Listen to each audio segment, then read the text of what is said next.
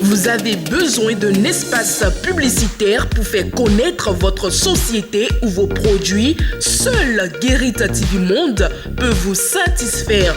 Pour tout renseignement, contactez le 00229 91 19 10 10. Guérit TV Monde, le leader des web TV.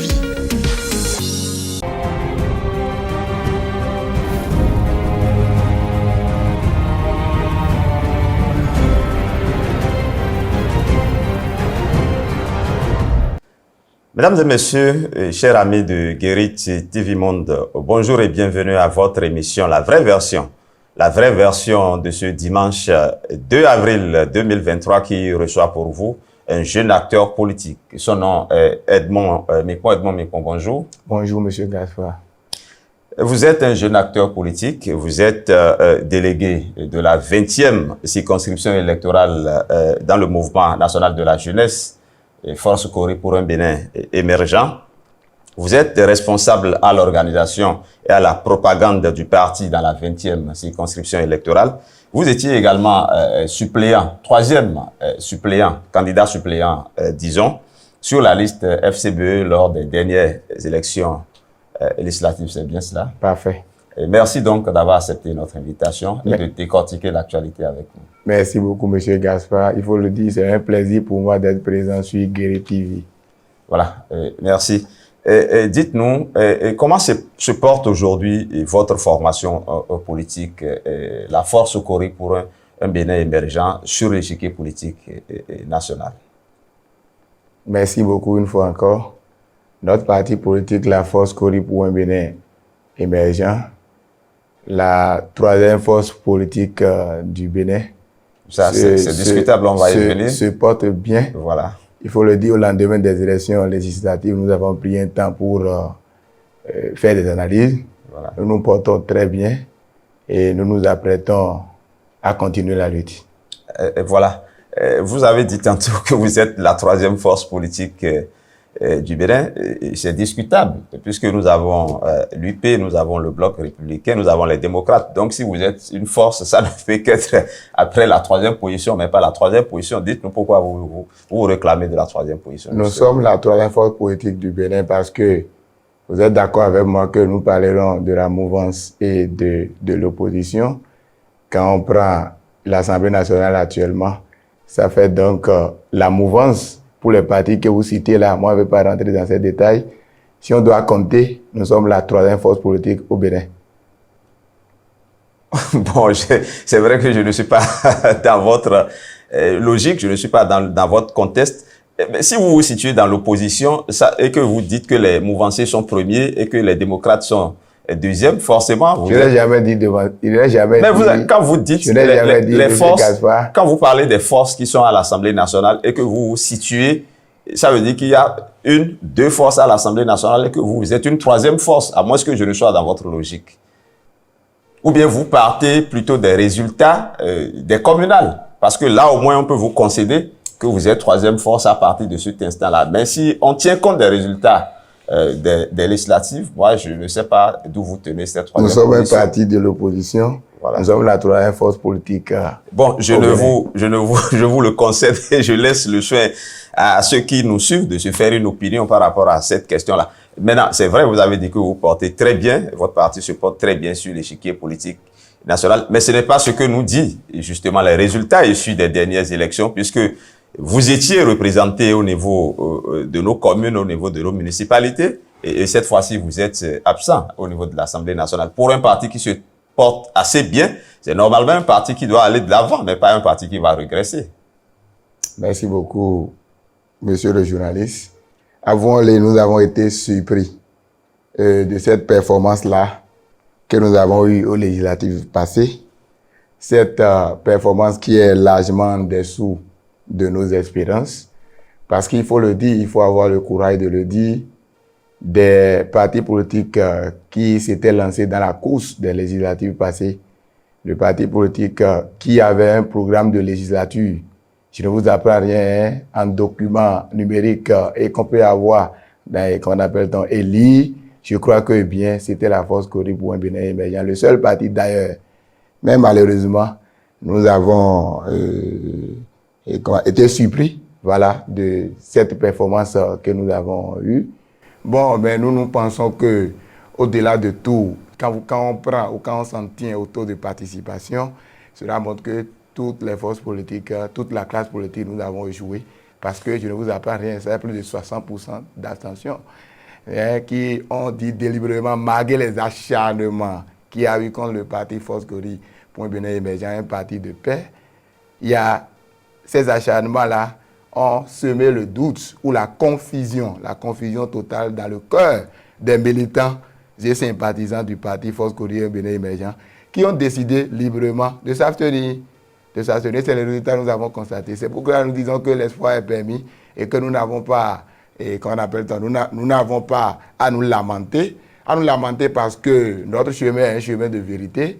Un combat qu'on a commencé depuis 2019. Tout a commencé en 2019 et qu'il y a une haine. Et il faut le dire aussi, messieurs les journalistes, c'est peut-être de l'acharnement contre notre performance que nous avons fait aux élections communales et municipales de 2019, plus tard aux élections présidentielles aussi. Voilà, ça a créé une haine et donc il faut le dire, voilà. Donc nous ne prenons pas cela comme de l'échec, mais nous prenons cela comme, comment on appelle ça, comme nous avons pris hâte de ça et que des dispositions seront prises pour que le parti puisse se relancer. Voilà.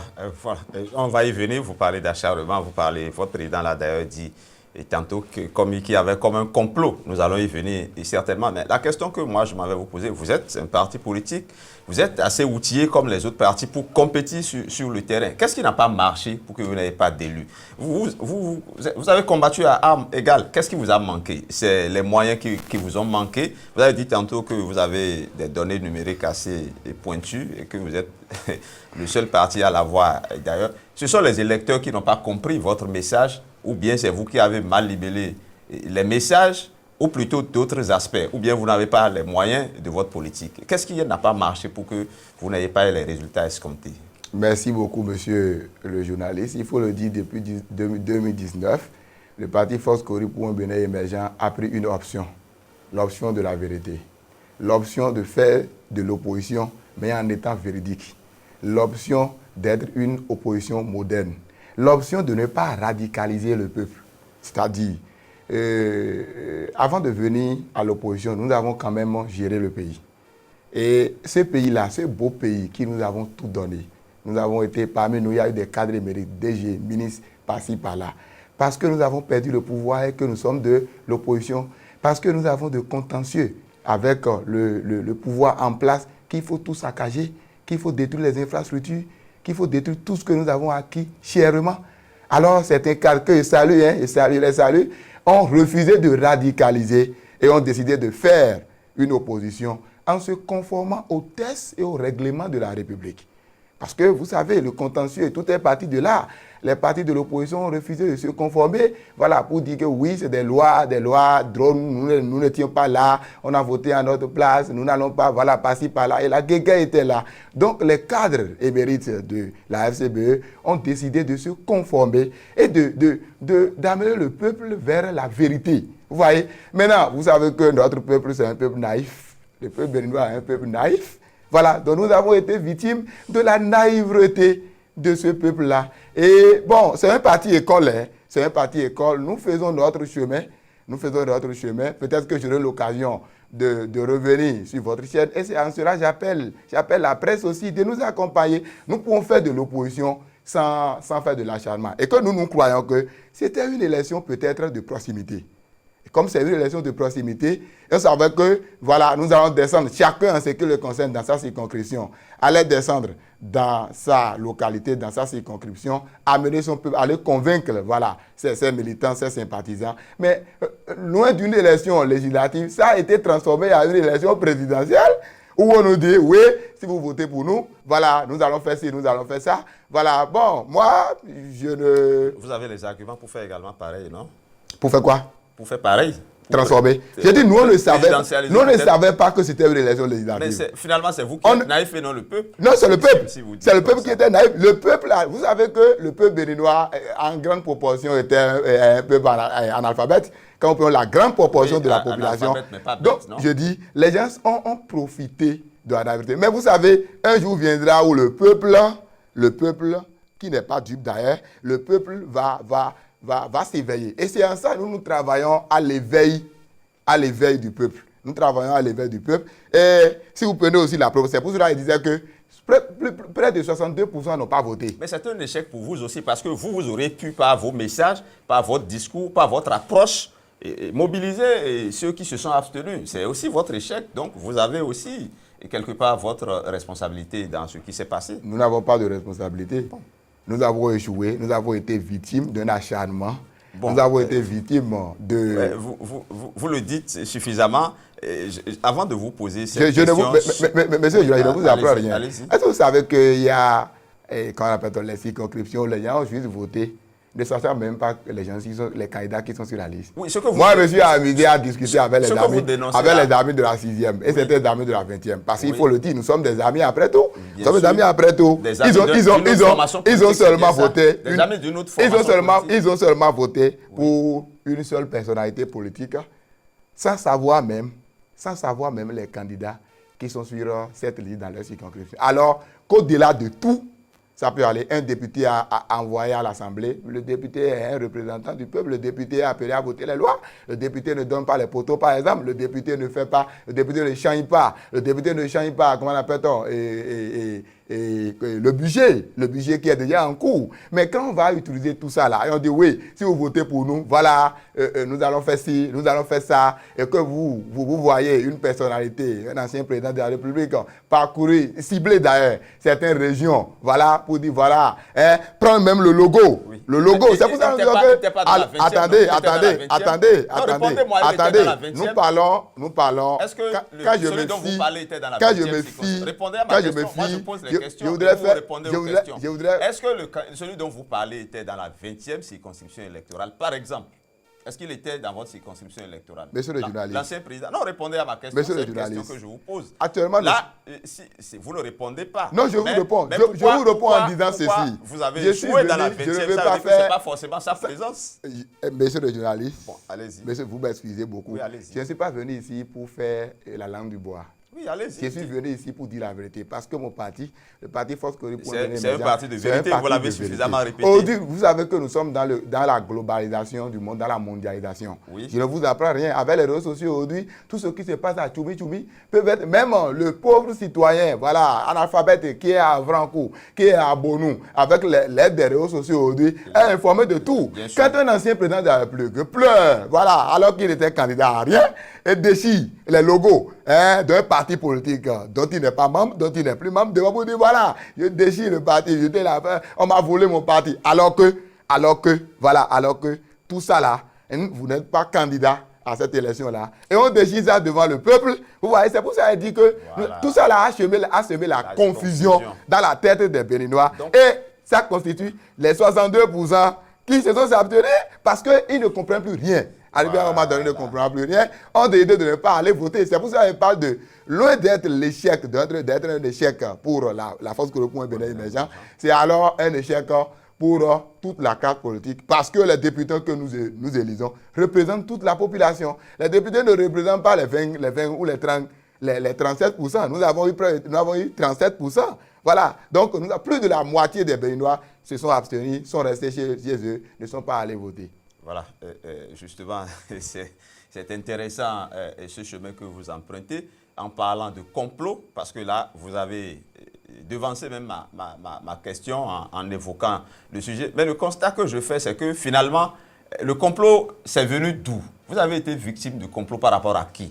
Parce que vous avez eu plusieurs forces en présence, en face de vous. Mais j'ai l'impression que le complot, vous l'orientez vers une seule force politique. Vous avez été victime de qui finalement? Voilà, monsieur le journaliste, merci beaucoup. En choisissant le chemin de la vérité, il faut l'assumer. Nous avons été victimes des deux camps. Voilà. Nous avons été victimes des deux camps. Comment? Voilà, merci beaucoup. Vous me faites merci beaucoup. Vous savez, en 2019, on a décidé de se conformer. Ça peut aller. Donc, aussi bien les partis politiques du chef de l'État, de la mouvance, ça peut aller. Allez-y. En choisissant aller aux élections communales avec la performance que nous avons eue, vous voyez, les autres amis de l'opposition nous traitent déjà de ce que nous avons des deals avec le pouvoir. Voilà. Mais vous êtes là, en tant que journaliste, vous suivez l'actualité politique. Il est de votre ressort, au lieu de nous aider, ça peut aller de nous aider à démontrer, parce que nous n'avons rien bénéficié du pouvoir en place. Quand on dit que nous sommes en deal, on doit nous dire avec le pouvoir. On a été aux élections communales. Nous avons fait notre performance. Nous avons fait, voilà encore une question. Voilà encore une question sur laquelle, les questions sur lesquelles vous devez édifier. Ces lois-là ont été votées. Votre parti a bénéficié. Monsieur le journaliste, ces lois-là, comment appelle-t-on, le financement public, est-ce que c'est pas une loi vous avez bénéficié. Qui a été voté par qui Vous avez qui bénéficié. Attendez, monsieur le journaliste. Parce que vous avez dit tantôt que vous n'avez pas, votre parti n'a bénéficié de rien. Quand la loi dit, lorsque vous allez aux élections législatives ou bien aux élections communales et que vous gagnez, vous avez droit à tel financement. Voilà. En fonction, bien sûr, des résultats du nombre de conseils ou du nombre de députés que vous avez eu. Voilà. Et je profite de l'occasion pour vous rappeler, ces financements publics profitent à qui? Aux deux parties du chef de l'État, parce qu'à l'arrivée, sur 1 milliard, écoutez, sur 1 milliard 5, sur 1 milliard 5 qu'on débourse et qu'on donne, la FCP a à peine 200 millions. Bon, après, je vous apprendrai. C'est qu'au lieu d'aider, parce que le rôle de la presse, le rôle de la presse, le rôle de la presse, c'est d'aider le peuple, c'est d'édifier le peuple. Mais quand c'est la presse, oui, je vous remercie, parce que c'est la première fois. Je remercie Guéry TV pour m'avoir invité, parce que c'est la première fois, depuis que Guéry TV est à Porto-Nouveau, c'est la première fois que vous nous invitez. Je vous remercie d'ailleurs, je remercie les autres parce que les autres nous ont invités beaucoup de fois et que nous nous présentons. Invitez-nous, on sera là pour édifier. Et que je profite de l'occasion pour vous dire, il y a aussi, qu'on appelle l'actualité selon laquelle nous sommes chefs de file de l'opposition. Nous sommes chefs de file de l'opposition. On nous a nommé chefs de file de l'opposition. C'est parce que nous sommes en deal avec le gouvernement que nous bénéficions, nous avons bénéficié de chefs de file de l'opposition, de financement ici, alors que toutes ces lois ont été votées avant notre arrivée. Chefs de file de l'opposition, qu'est-ce qu'on a eu si ce n'est pas les papiers? Qu'est-ce qu'on a eu de chefs de file de l'opposition si ce n'est pas les papiers? Les papiers sont là. Je remercie même Paul Oumpe pour toutes les démarches qu'il a eu à faire.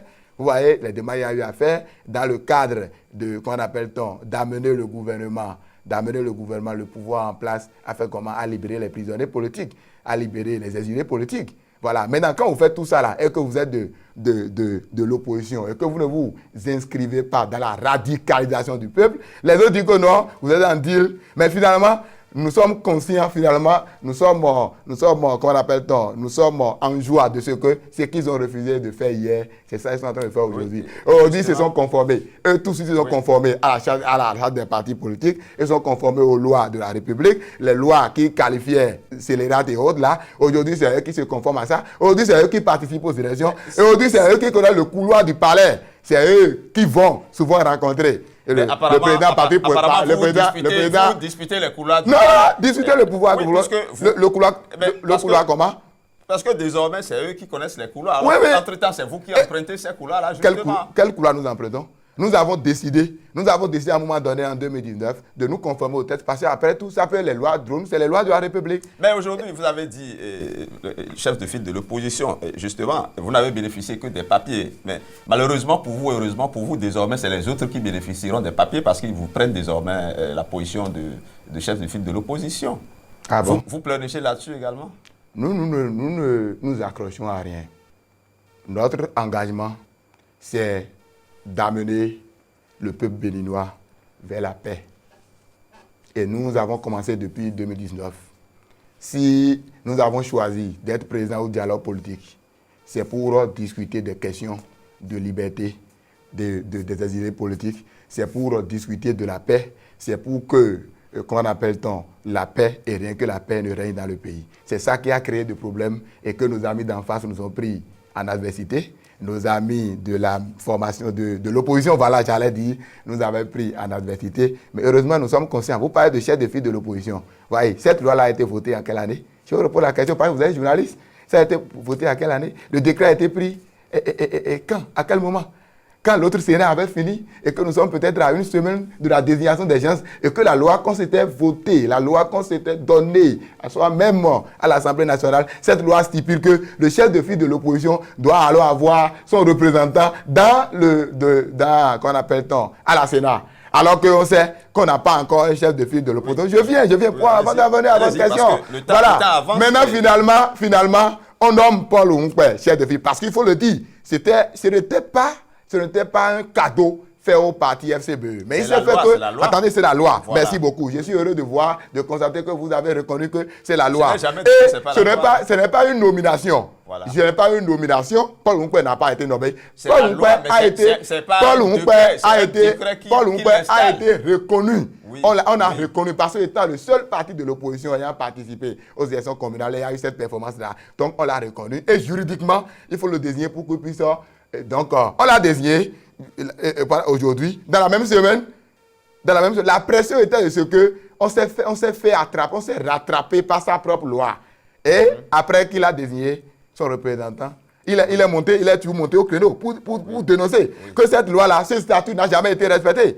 Mais au lieu que vous, en tant que journaliste, de nous aider à relayer ça, de nous inviter pour qu'on puisse édifier le peuple, vous avez choisi de rester avec, oui, monsieur le journaliste. Je pense qu'on tend vers la fin de l'émission et on a encore quelques sujets à aborder. Je crois qu'il faut qu'on y aille cette fois-ci, méthode par méthode, sinon on risque de ne pas toucher tous les sujets avant que cette émission ne s'achève. Donc, je souhaiterais que vous soyez plus bref dans vos réponses par rapport au sujet. Parce que je l'ai dit tantôt, par rapport à votre développement, vous semblez, c'est comme disent certains, vous laissez le serpent et vous tapez dans la feuille. J'ai l'impression que vous dites de l'opposition, mais vous vous attaquez beaucoup plus aux forces de l'opposition qu'à ceux à qui vous devez vous attaquer. Est-ce que ce n'est pas cela qui amène certains à vous qualifier, à qualifier votre parti d'opposition mouvancière? Ah bon, nous sommes d'opposition mouvancière. Et pourquoi cet acharnement du gouvernement contre nous au lendemain des élections communales, avec la performance qu'on a eu à faire? Est-ce qu'il est normal que les règles du jeu soient modifiées au cours du jeu? Voilà. Donc vous avez vu la performance qu'on a fait, non? Donc vous avez vu la performance qu'on a fait. Attendez, vous avez vu notre performance pour les communales? Et quand on retourne à l'Assemblée pour aller regarder dans la VAR, ramener encore, toucher aux lois, revenir pour dire non. Si nous sommes de la mouvance, pourquoi on a perdu Parakou? Si nous sommes de la mouvance, pourquoi on a perdu la mairie de Parakou? Avec ce que nous avons eu. Si nous sommes de la mouvance, pourquoi au lendemain des élections communales, les débauchages ont commencé? Si la FCBE n'avait pas une valeur, n'avait pas de la force, si la FCBE ne constitue pas une force qui gêne, pourquoi avec tout ça là, pourquoi à coup de millions et des milliards, on commence le débauchage de nos conseils communaux, de nos maires? Vous me laissez vous poser une question. Je vous laisse poser la question. Pas toute la vérité est là. Et pourquoi on a constaté que vous n'êtes pratiquement que l'une des forces à avoir été autorisée à aller au présidentiel, à avoir, comment vous appelez, le parrainage, alors que les autres ne l'ont pas eu? Pourquoi? Dites-moi. Pourquoi nous sommes la seule formation? Oui, l'une des rares formations à aller aux élections présidentielles, à avoir le parrainage. Le parrainage, vous n'avez pas. Ah bon? Est-ce que vous avez le Corentin Koroué et Agossa sont de quel parti? J'ai dit, vous êtes l'un des rares. Je vous pose la question. Corentin Koroué et Ils se Agossa, réclament comme vous de l'opposition. ils sont membres fondateurs de les démocrates. Ils ont laissé leur parti, ils sont allés négocier, ils ont eu le parrain, ils ont eu le parrainage. Voilà, maintenant, je ne sais pas ce qui s'est passé entre eux. À vous de leur poser la question parce qu'on a eu au moins. Quand on aura l'occasion, on va le Il faut leur poser la question. Pour les élections législatives passées, nous sommes les seuls aussi. On a compris tout ça. Maintenant, pour les élections présidentielles, justement, votre président avait un colistier, l'ancien célèbre ministre Soumano alias Djemba Djemba. On ne le voit plus à vos côtés. Qu'est-ce qui s'est passé? Le deal des présidentielles, c'est déjà fini? Je suis étonné, de vous entendre dire que le président d'honneur, que je respecte beaucoup, et Alassane Soumane Djemba n'est plus présent. Je crois que je participe aux instances du parti.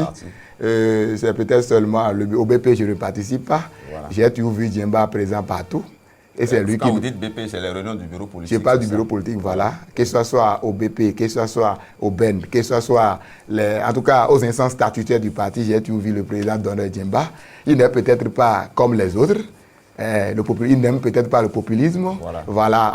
Parce que tout ça, là, c'est un respect de notre parti. Parce qu'il y a le premier responsable. Le premier responsable n'est pas le président donne le premier responsable, c'est le CEN. Voilà. Donc, il faut laisser le premier responsable agir. C'est en respect au test, mais me dire qu'il n'est pas présent aux instants du parti. Ah, là, je ne sais pas d'où est-ce que cette information-là est venue. Il est toujours présent. Voilà, il est présent. Mais il est moins exposé. Il est présent partout. Il est présent partout. À plus forte raison, pour réconforter ma position, il a été candidat. Il a été candidat tête de liste pour les élections dans sa circonscription. Merci pour ces informations-là. Qui n'est pas présent, ça m'étonne. Parce que nous sommes presque à la fin de cette émission. Oui. Et pour finir, il faut que je vous entende, que nous entendions la position de la FCBE sur au moins une question de l'actualité politique nationale. Et ce que vous pourfendez, parce que j'ai envie de parler comme ça, parce que vous avez, votre cible, c'est décidément vos amis de l'opposition, que vous appelez opposition radicale.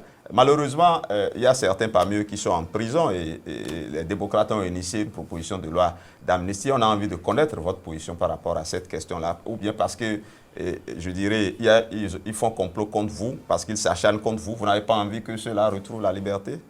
Qu'est-ce que vous pensez de cette proposition de loi d'amnistie? Monsieur le journaliste, cette question, elle est d'actualité. La lutte pour la libération des prisonniers politiques, la lutte pour le retour des exilés politiques ne saurait être la lutte d'un seul parti politique. Et depuis la nomination du chef de file de l'opposition, de Paul Humpé comme chef de file de l'opposition, son engagement est comment faire pour que les prisonniers politiques, pour que les exilés politiques soient libérés. Vous avez vu dans ce pays le tour qu'il a fait à rencontrer les présidents des institutions. Mais la presse, je ne sais pas pourquoi la presse est restée muette sur tout ça. La presse n'est pas restée muette. Donc, moi, j'étais au moins quand il était chez le médiateur, nous l'avons relayé. Cette lutte, Paul Humpé Sen a commencé cette lutte depuis qu'on appelle-t-on notre participation. Et c'est d'ailleurs à cause de ça, bien avant même qu'il y ait des exilés, parce que qu'il y ait des prisonniers politiques, parce que avant même Madame Rikiat Madougou et les constitutionnalistes Joël Aïvo, avant eux, il y avait d'autres prisonniers politiques. Il y avait déjà les exilés politiques. Oui, donc, c'est à cause de tout ça là que nous avons accepté participer au dialogue politique. Oui. Maintenant, cette lutte, aujourd'hui là, cette lutte là, ce n'est pas une lutte d'un seul parti politique. Ça devrait être une lutte commune. Une lutte des forces, des leaders, des forces religieuses. Une lutte de toute la classe politique. Une lutte de tout le monde. Voilà. Vous savez, maintenant, et nous nous battons depuis pour ça là. Voilà. Maintenant, bon, une loi d'amnistie devrait être, on devrait consulter tout le monde. En tout cas, vous demandez ma position par rapport à ça. On devrait consulter tout le monde. Un seul parti politique, une seule formation politique, aussi bien qu'il soit de l'opposition ou de la mouvance, ne saurait dire « je vais prendre ça là pour moi seul ».